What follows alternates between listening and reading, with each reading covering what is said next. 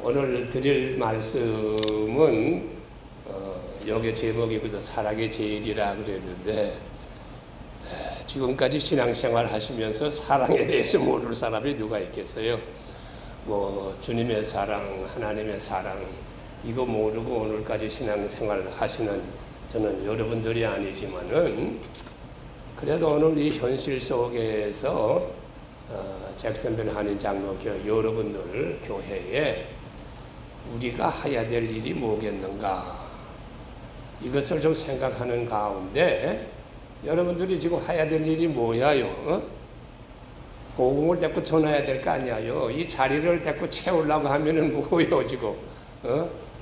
그래서 오늘 사도 바울이 고린도 교회에 전했던 말씀 그 말씀을 오늘 생각을 하면서 성도들이 복음을 전하려고 하면은 한 사람이라도 주님의 교회에 인도하려고 하면은 뭐겠어요 여러분들? 뭐 그저 전화해서 교회 나와라 교회 나와라 교회 나와라 이런다고 교회 나오겠어요? 오늘 현실 우리들이 살고 있는 이 시대의 복음 전도 저는 좀 여러분들이 좀 나으라고 말만 하는 것보다도 좀 찾아가서 그리스도의 사랑을 나타내면서 신앙생활을 해야 한 사람이라도 전도되지 않겠나 하는 그런 생각을 했습니다. 그래서 뭐 다 아는 말씀이지만은 오늘 고린도전서 제일 마지막 장 마지막 절에 있는 거 뭐요? 믿음, 소망, 사랑. 이것은 항상 있을 것인데 그 중에 제일이 뭐라고 그랬어요? 그 중에 제일이 사랑이라 그랬어요. 사랑이라. 여러분들 이 말씀 뭐 다 암기하고 있을 거예요. 그런데 여러분들이 지금 어떻게 생각하고 사랑의 제일이라고 그러는데 정말 사도 바울이 고린도 교회에 주신 말씀 이 말씀이 맞는가? 나는 믿음이 제일로 생각하고 지금까지 살았는데 어째서 사랑이 제일이라고 그러나 뭐 생각하는 게 각각 다를 거야요. 어떤 분은 또 믿음을 가지고 소망을 가지고 열심히 씩씩하게 믿음으로 살아가는데 소망소리는 왜 하나도 없나? 다 생각하는 것에 각각 다르겠지만은 저도 뭐 지금까지 말씀 증거하면서 사랑보다도 복음을 더 증거하는 믿음에 대해서 많이 증거했습니다. 그렇지만은 오늘 사도 바울이 주신 말씀 사랑이 제일이라고 그랬는데 뭐가 제일이겠는가? 그런 것을 한 두 가지 면에서 생각을 했어요. 먼저 사랑은 사람을 이끄는 힘이 있다. 저는 그걸 오늘 좀 중심적으로 말씀드리고 싶어요. 이끄는 게 뭐예요? 자석. 자석 갖다 대면 척척 다 붙어오잖아요. 그래서 사도 바울이 고린도 교회 성도들에게 주신 말씀이 사랑이 제일이라고 한 것이 아닌가 그런 생각이 들어요. 그래서 두 번째 제가 또 말씀 또 강조해서 드리고 싶은 것은 사랑은 아무리 강한 마음을 가졌다 하더라도 그것을 바꾸는 녹이는 우리 인간의 마음을 녹일 수 있는 힘을 가지고 있는 것이 주님의 사랑이라. 뭐 꼭 주님의 사랑이라고만 우리가 얘기하기보다도 이 시점에서 여러분들이 가지고 있는 사랑. 뭐 사랑은 뭐 하는 최고가 주님과 하나님의 사랑이지만은 그 외에 사랑이 얼마나 많아요. 우리 부모의 사랑, 형제의 사랑, 뭐 친구의 사랑, 뭐 여러 가지 사랑들이 많은데 복음 전하는 데 있어서는 꼭 주님의 사랑만 나타내는 그것보다도 여러분들이 알고 있는, 가지고 있는 이 사랑을 먼저 베풀어야 한 사람이라도 우리가 변화시킬 수 있는 그런 우리 성도의 삶이 되지 아니하겠나. 이 주님의 사랑은 얼마나 더 위대하냐. 마지막 단계에 가서 한 두 가지 생각하고자 하는 것은 용광로와 같은 사랑이에요. 여러분들, 용광로는 어디는 거요? 다 작정에 들어가면은 녹아지면 뭐요? 새로운 도구가 나와요. 그 시대에 그 사람들에게 필요한 것이 무엇이냐? 이걸 생각하고 그걸 만들어내는 것이 용광로의 일 아니요? 19세기에 만들던 용광하고 21세기에 만든 용광 다 다를 거야요, 여러분들. 오늘 주님의 사랑 속에 내가 한번 푹 빠져서 나도 녹아졌는가? 마지막에 여러분들이 이걸도 한번 생각해 볼 수 있기를 진심으로 바라는 겁니다. 나는 오늘날 주님 앞에 무슨 도구로 사용되고 있는가?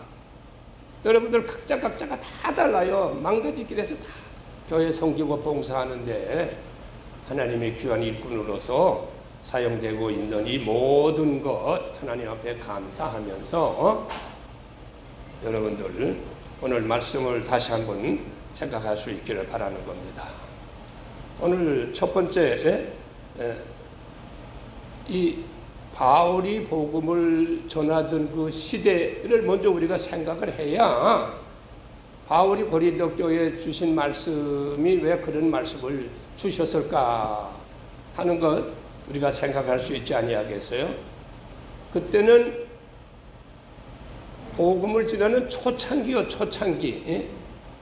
뭐 역사는 뭐 구약 시대에서부터 이렇게 내려오지만은 바울이 복음을 전할 때에는 예수님이 이 땅에 오셔서 십자가에 매어 달려 돌아가신 그 시대 이후의 삶이라고 하는 것을 먼저 여러분들이 생각하시기를 바라는 겁니다. 그때 뭐 예수를 알아도 뭐 얼마나 알았겠어요. 그래서 초창기, 복음 전하는 초창기, 그런 시대에 복음을 전할 때에 여러분들 하나님 말씀도 잘 모르고 뭐 그런 세상 사람들의 생활이 또 세상 사람들에게 복음 전하는 세상 사람들이 뭐 여러분들과 같이 다 하나님 말씀 다 알아요. 그래서 초창기 복음 전할 때에 사도 바울이 고린도 교회 성도들에게 주신 말씀이다 하는 것을 생각하시기를 바라는 겁니다. 그래서 믿음, 소망, 13절에 있는 말씀. 믿음, 소망, 사랑. 그 중에 제일은 사랑인데. 그래서 뭐 믿음이 필요 없다고 하는 거 아닙니다. 성도들이 믿음도 필요해요. 또 소망이 믿음에서 생기는 굳은 소망 다 필요해요. 그런데 오늘 고린도 교회 현실 속에서는 좀 사랑이 필요하다. 사랑이 제일이다 하는, 왜냐하면 고린도 교회가 그때 좀 문제가 많았어요. 그래서 2차 전도 여행을 하면서 느끼고 본 것을 고린도 교회에다가 다시 전해주게 될 때 너희들 믿음도 있고 소망도 있고 사랑도 있지만은 그 중에서 오늘 교우들을 서로 한 마음 한 뜻이 되게 하려고 하면은 성도들이 처음 믿을 때 문제가 많잖아요. 뭐 꼭 신앙으로만 살아야 돼요. 초창기 복잡합니다. 뭐 예수 믿으려고 하면은 뭐 다른 신 믿던 거 다 끊어야 되고 복잡해요. 저도 미국에 와서 초창기 복음 전할 때 여러분들 뭐 강단에서 말씀 증거하는 것만 이거 그렇게 뭐 중요한 게 아니었어요. 그때 초창기 73년도 교회가 시작이 돼가지고 교인들 뭐 10명이 모여서 우리 교회 시작합시다 그래가지고 매일 연도 제일장로교회 주었는데 또 저보고 한참 공부하고 있는 사람 끌어다가 복음 전하라고 하는데 교회 자리를 채울 복음 전하려면 어떻게 해야 되겠어요? 그 당시 뭐 예수 믿어라, 예수 안 믿으면 지옥 간다 이렇게 떠들고 돌아다녀 뭐 예수 믿겠어요? 제가 한국에 그 당시에 있을 때 미국에 오기 전에 뭐 저 60몇 년도 그때 보게 되면은 전차 타고 가면은 그때 당시에 복음 전하는 거 어떻게 전했어요? 어떤 사람들 내가 보면은 전차판에서 예수 믿으십시오. 예수 안 믿으면 지옥 갑니다. 여러분들 그렇게 복음 전하는 거 들어봤어요? 그렇게 전차판에서 떠들으니까 어떤 영감이 여보게 그렇게 떠들면 누가 복음 믿겠나? 예수 믿겠나? 교회 가겠나? 좀 조용히. 예? 할아버지가 영감님도 예수 안 믿으면 지옥 가요 하고 소리를 질러. 얼마나 화가 나겠어요. 그러니까 이 영감이 그 옆에 있던 젊은 신사가 청년 나도 예수 믿는데 그렇게 복음 전하면 누가 예수 믿겠어. 그 사람도 다른 데 가가지고 보니까 딱 똑같은 소리 하고 앉아 있는 거예요. 제가 한국에서 미국 오기 바로 전까지 내가 그런 거 지금 기억이 나요. 아마 그거 본 사람들이 있다고 그러면은 꽤 나에게나 들었을 거야, 이제는. 좌우간 그 시대는 그랬는데 지금 그래가지고 복음이 전해지겠어요. 오늘 여러분 교회 현실을 보고 내가 무슨 일을 해야 되겠나. 그래서 바울이 전해주는 말씀을 생각하면서 여러분들이 가지고 있는 사람을 이끌 수 있는 자석과 같이 역할할 수 있는 어떤 꼭 주님의 사랑이 아니에요. 여러분들이 가지고 있는 지금까지 여러분 마음속에서 나타낼 수 있는 사랑은 좀 주는 거 아닙니까? 내가 여러분들에게 말씀 전할 때도 좀 받은 축복 없습니까? 있으면은 이제는 우리 나이에 좀 전하고 삽시다. 제가 여러분들에게 말씀드리지 않았어요. 하나님을 생각하고 주님을 생각하면 교회에 이렇게 돌아보면은 내가 뭘 해야 되겠구나. 여러분들 주님의 사랑을 나타내는 그런 삶 어떤 그 자세하게 다 제가 말씀드리죠. 다 여러분 알아요. 그래서 사람을 이끌 수 있는 낯선 사람도 서로 대화할 수 있는 저는 참 이게 얼마나 제가 요새 여기서 살면서 보면은 오리 새끼들도요 기러기 새끼들도요 뭘 하나씩 이렇게 던져줘야 찾아와요. 짐승도 그래요. 오는 거 일하면 그냥 그 다음 다시도 안 와요. 여러분들 주님의 몸된 교회 아직도 안 믿는 사람들 많습니다. 이젠 점점 시대가 기울어져 가는 것 같아요. 주님의 사랑도 알고 하나님의 사랑도 알고 모든 것 다 알지만은 이제는 믿음이 자꾸 죽어가고 있는 이런 시대에 여러분들이 다시 한번 이 교회를 불러일으키기 위해서 이웃들을 이끌어낼 수 있는 주님의 사랑을 나타내기를 주님의 이름으로 축원합니다. 두 번째 보세요. 사랑은 녹치는 힘이 있다. 녹치는 힘. 용광로와 같은 역사를 베푼다고 하는데 1절에 여기 있는 말씀 보게 되면은 뭐라고 했어요? 내가 사람의 방언과 천사의 말을 할지라도 사랑이 없으면 소리나는 구리와 울리는 괭과리와 같고, 그래서 2절에 또 산을 옮길 만한 믿음이 있을지라도 사랑이 없으면은 뭐라고 그랬어요? 내가 아무것도 아니라고 그랬어요. 천사의 말, 여러분들이 아무리 친절한 말로 복음을 전하려고 하더라도 내 삶 속에서 그분에 대한 사랑이 나를 정말 이 사람이 좋아하는가 이런 게 나타나지 아니하면은 요새 얼마나 머리가 다 이러고 말아 가고 난 다음에 다 손들고 말아요. 그렇게 필요 없다는 얘기예요. 목사님이 이 강단에서 아무리 우렁찬 하나님의 말씀을 증거해도 교역자의 삶 속에서 교인들을 사랑하는 그런 삶이 나타나지 않으면은 그거 다 한마디로 얘기해서 다 사라져요. 들리지가 않아요. 여러분들께서 이 교회를 축복하고 사랑하기 위해서 보내주신 교역자 한번 생각해 보세요. 나 참 지난 주일날 광고 들으면서 놀랐어요. 무슨 광고 했는지 알아요? 목사님. 대신방 때 한 20가정을 신방했다 그래요. 내가 그래서 그 말씀을 듣고 우리 목사님, 저는 참 그 말씀을 듣고 좋게 생각했어요. 말씀도 중요하지만은 교역자가 이곳에 처음으로 와서 신방 안 하면은 그게 교역자요. 아무리 능력의 말씀을 증거해도 그렇게 생활해서 지나가면 교인들이 또 손가락질해요. 그런데 참 하나님께서 여러분의 교회를 다시 한번 주님의 이름으로 일으키기 위해서 정말 나이는 여러분들 젊은 세대만 꼭 여러분 교회에 아주 귀중한 목사님이 오셨어요. 목회 생활의 경험이 많으신 분이 지금 그 나이에는 한참 일할 때입니다. 여러분들 젊은 세대보다도 더 열심히 일할 때요. 왜냐? 내가 내 생활을 보고 알아요. 내가 은퇴하고 이 플로리다에 와가지고 지금 한 16년, 17년 살았는데 여기 와서 한 14년, 15년간 임시 목사로서 여기저기 막 돌아다녔어요. 한참 일할 때요. 발도스타에도 다녀봤어요. 2시간 운전하고.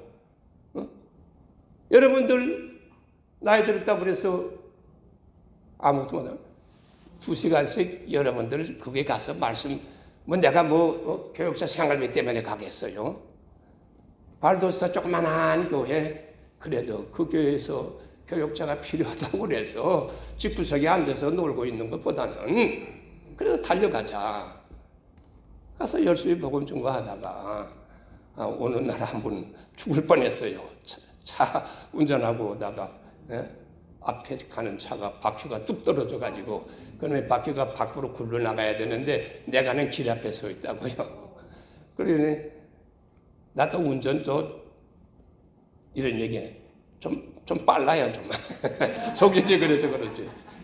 그걸 조금 비켜가려고 바깥으로 이렇게 피했더니 차가 앞바퀴가 다 이렇게 들려가지고, 그래도 푹 자빠지는 줄 알았는데, 그래서 다시 살아나서 왔어요. 그래서, 이거 나 살겠다고 이런 얘기가 되는지 모르겠지만, 나 이제 더 못하겠습니다.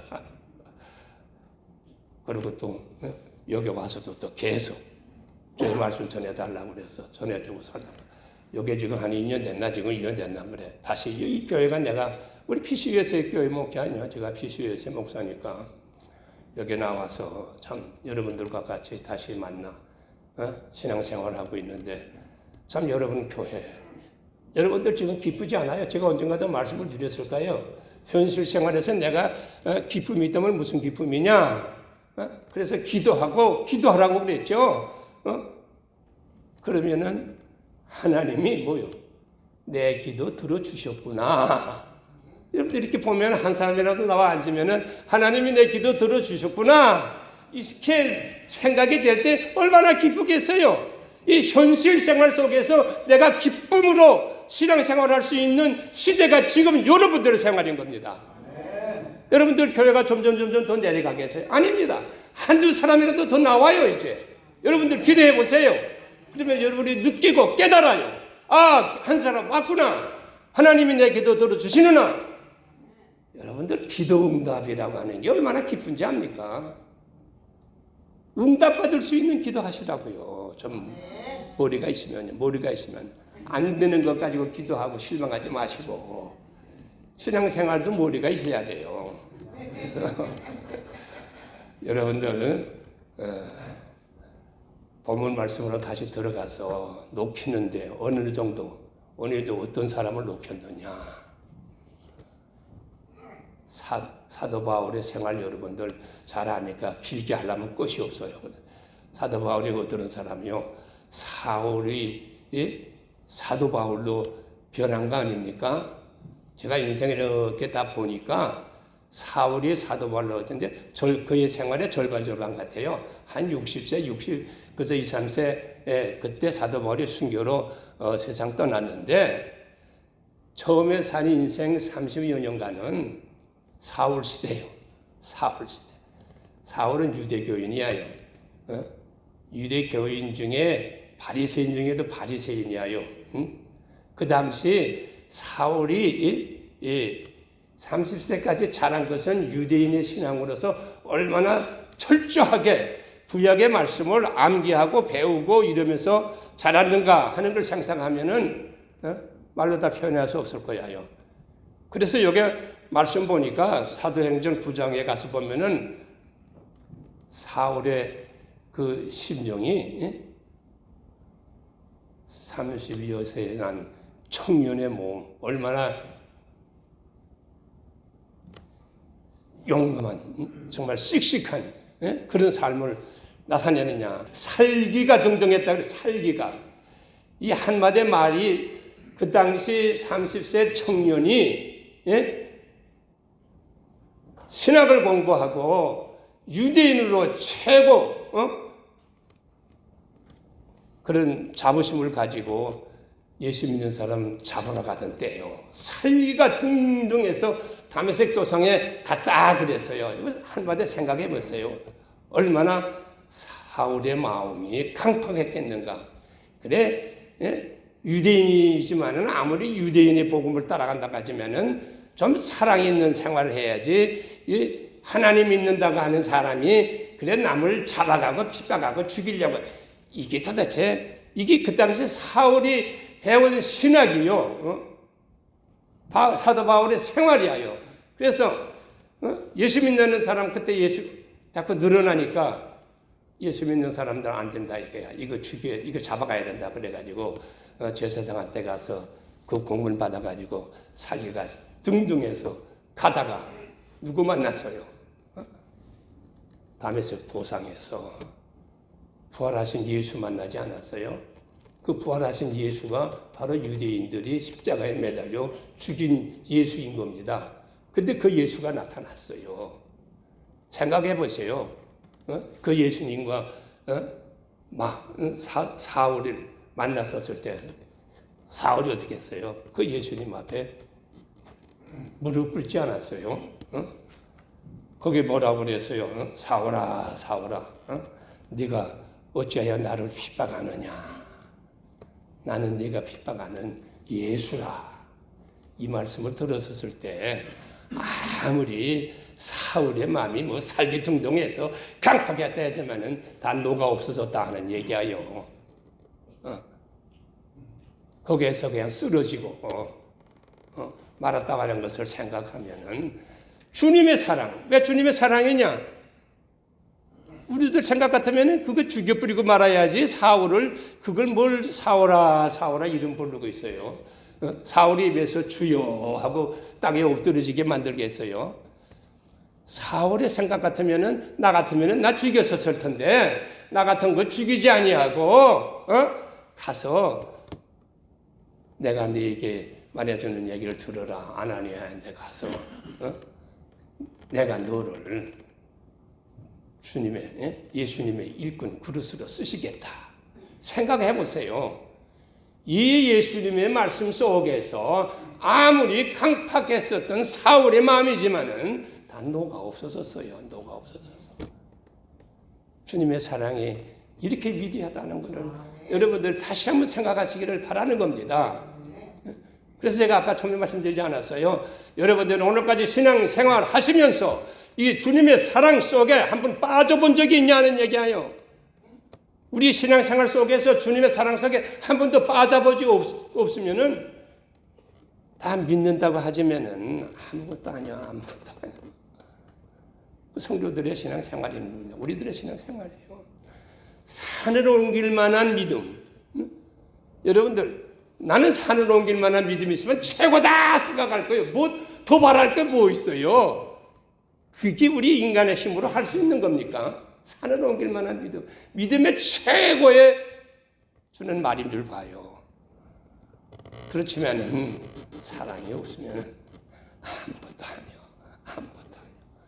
여러분 오늘 신앙생활을 하시면서 이 말씀을 마음속에 꼭 기억하시기를 바라는 겁니다. 주님의 몸된 교회에 나와서 어떤 일을 하시든 여러분들의 믿음으로 하시는 그 모든 일들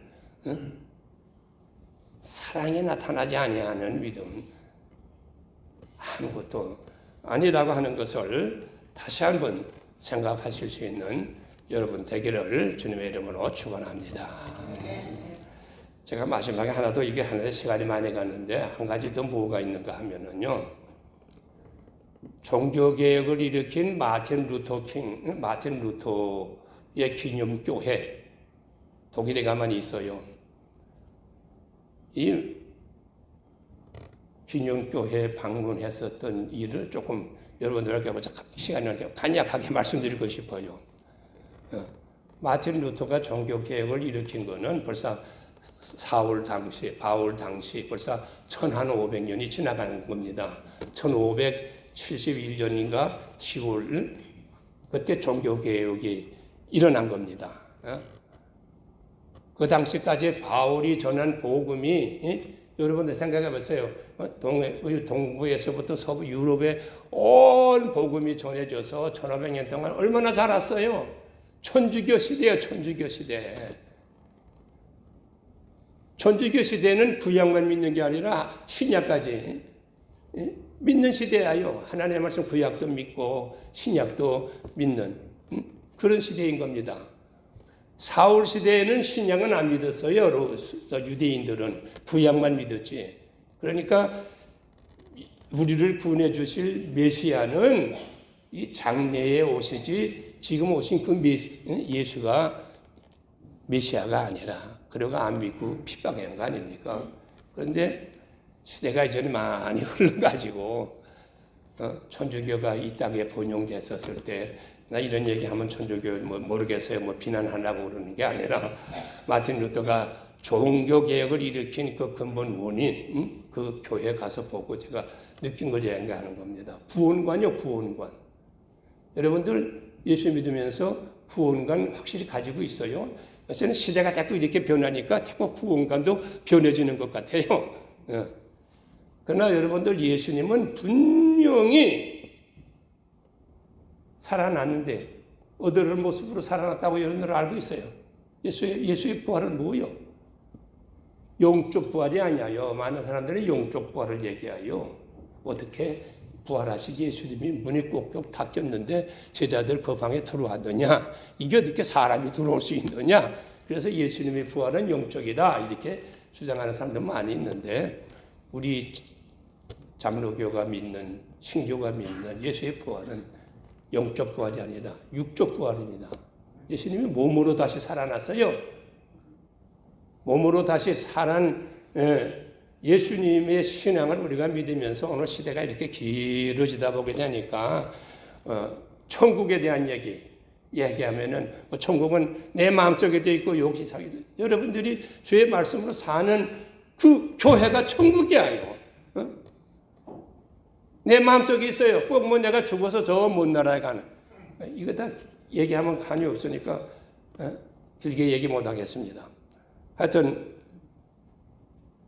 그 종교개혁을 일으킨 마틴 루터의 그 기념교회 제가 초창기 메를랜드에서 목회하고 있을 때 독일에 그 신학 공부하는 제 친구가 이제 신학 공부하고 한국에 가려고 하는데 자기가 떠나기 전에 한번 독일에 오라고 같이 한번 여기 좀 구경 좀 하자고.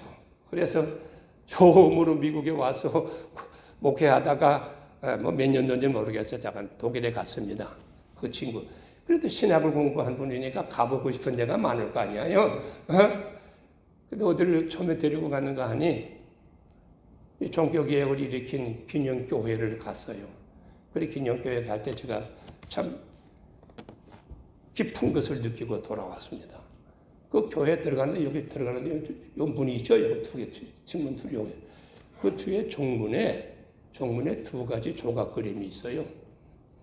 그 조각 그림이 뭔가 하니 하나는 신약에 있는 말씀인데 여기다가 동전 하나 이렇게 떨어뜨려 주는 거 위에서 하늘에서 이 조각이 그려져 있고 또 한쪽에는 뭐가 있는가 하니 바다에서 뭐 큰 고래가 이렇게 나와서 거기에서 사람이 이렇게 터에서 나오는 그림 두 개 그림이 있어요.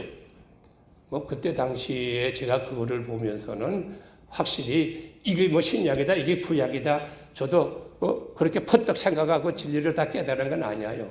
그런데 뜻이 있을 거 아니에요. 종교개혁을 일으킨 교회 기념문에 들어가는데 이런 조각을 그 교회 성도들이 해놨다고 하는 것을 보면은 이게 깊은 진리가 있을 텐데 비행기 타고 오면서도 그게 무슨 진리일까? 또 멜랜드에 와서도 그때 그게 무슨 진리일까? 그래서 제가 수없이 책을 더 많이 봤습니다. 근데 찾아내서 하나는 신약에서 나온 거고 하나는 구약에서 나온 거고 신약에서 나온 것까지 다 얘기하는 시간이 많이 가니까 구약에서 나온 거 이거 뭐예요? 요나 얘기야, 요나 얘기. 둘 다 사랑의 얘기야, 사랑의 얘기. 요나가 선지자인데 그때 어떤 분이에요? 하나님의 음성을 듣고 간단히 하나님의 음성을 듣고 니느웨 성에 가서 하나님 말씀 증거하라고 그랬는데 도망가지 않았어요. 왜냐? 그 원수의 나라인데 거기 가서 복음 전하다가 죽으면 어떡해요? 그게 무서우니까 선지자지만은 그 당시 도망갔어요. 도망갔는데 난리 나지 않았어요. 폭풍이 불고 바람이 불고 배가 다 파손되게 됐어요. 그래서 사람들이 다 자기 신한테 전하는데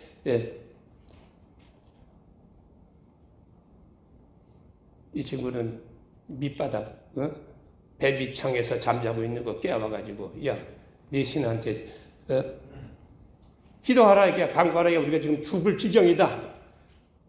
그때 그래서 얘기하지 않았어요. 요나가.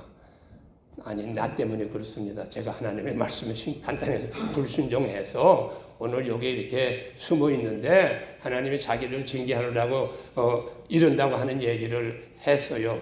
그런데도 나를 바다에 던져 뿌리면 해결될 것입니다. 얘기 그런 내용으로 드렸지만은 그 사람들이 다 놔두었어요. 근데 마지막에 할 수 없어서 던졌지 않았어요? 그런데 하나님이 준비했어요. 고래는 게 무엇인 가요? 큰 얼침령에서 요나를 삼켜서 살려주지 아니했어요? 육지에다 갖다 토하지 않았어요? 요나서 토했어요. 그래서 살아났어요. 그런데 두 번째 하나님의 음성이 들렸어요. 첫 번째 들었던 음성과 같이 니느웨 성에 가서 복음 전하라 하는 얘기인 겁니다. 근데 첫 번째는 불순종하고 못 가는데 자기가 죽을 뻔하고 나를 살려주신 하나님의 은혜와 사랑을 생각하면서 죽으면 죽으리라. 그래가지고 니느웨 성에 가서 복음 전하지 아니했어요. 40일간 기도하지 아니하면 너희들 다 망한다 이거예요. 죽는다 이거예요. 그렇게 열심히 증거했더니 백성들로부터 임금까지 나와서 다 회개하고 살아났다 하는 얘기예요. 예수 믿었다, 하나님 믿었다. 그때는 뭐예요? 그게 뭐예요? 요나.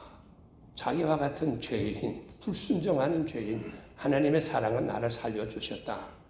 나는 그때 그거 보고 마지막에 깨달은 진리가 그거예요. 니느웨 성에 40일이면 멸망당할 그 원수의 나라까지라도 하나님은 사랑해서 살려주셨다는 얘기예요. 하나님의 사랑은 간단히 죄인까지 살려주셨다는 얘기예요. 그래서 예수를 통해서 예수가 내 죄를 위해서 피 흘려 돌아가시게 했다. 여러분 생각해 보세요. 늘 얘기하는 예지만은 나를 위해서 젊은 청년이 피 흘렸다고 하는 것만 생각해도 그 이상 더 큰 사랑이 어디 있어요? 여러분들이 그런 사랑을 나타낼 수가 있어요. 아무리 예수를 죽는 날까지 믿는다 하더라도 이 하나님의 사랑, 주님의 사랑은 우리 삶 속에서 나타내기 어렵습니다. 그러나 영광로 속에 들어갔다 나오면은 나도 하나님이 필요한 일꾼으로서 도구로서 현실 내 생활 속에서 주님께 헌신하는 어떤 삶을 살아갈 수 있다 하는 것을 생각하며 오늘 현실 여러분의 교회 형편을 생각하면서 내가 전해야 내가 해야 할 일이 무엇인가, 나는 무슨 도구로 주님의 도구가 되어졌는가 기도하며 감사하는 여러분 되기를 주님의 이름으로 축원합니다. 기도하겠습니다. 하나님 아버지, 참 다 늙고 부족한 저지만 그래도 한 번 더 세워주셔서 오늘 우리가 신앙생활 하는데 가장 필요한 것 알고 느끼고 깨닫고 있지만은 다시 한번 성도들과 같이 생각했습니다. 아버지 하나님, 오늘 현실 속에서 우리 교회 내가 해야 할 일들이 무엇인가 하는 것을 생각하며 주님의 사랑을 만분의 일이나마도 나타내며 살 수 있는 저희들 되도록 축복해 주시옵소서. 모든 말씀 예수 이름 받아 기도합니다. 아멘.